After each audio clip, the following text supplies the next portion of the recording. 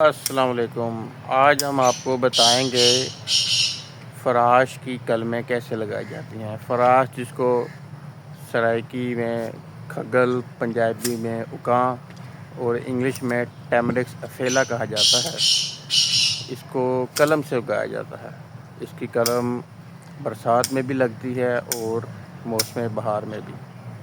آج ہم آپ کو قلم لگانا بھی دکھائیں گے اور جو کچھ قلمیں پھوٹ چکی ہیں ہم آپ کو وہ قلمیں بھی دکھائیں گے۔ فراش کی ہم شاخیں کاٹ کر لے آئے ہیں، یہ ڈھیر لگا ہوا ہے، یہ سرفراز صاحب بیٹھے ہیں۔ یہ کٹر دکھائیں جی ان کو، یہ دیکھیں یہ کٹر ہے جی، پرانے زمانے کا مضبوط کٹر ہے۔ آج کل کے کٹر آ رہے ہیں جو وہ ہلکے آتے ہیں سپرنگ والے، یہ پرانا کٹر ہے۔ قلم کم سے کم آپ کی انگلی جتنی چوڑی ہونی چاہیے اور زیر زمین اس کی کم سے کم 3 آنکھیں اور زمین سے باہر 1 آنکھ بھی رہ جائے تو کافی ہے، ویسے 2 آنکھیں چھوڑنی چاہیے جی۔ اب یہ دیکھیں جی، یہ اب ہم قلم لگا رہے ہیں۔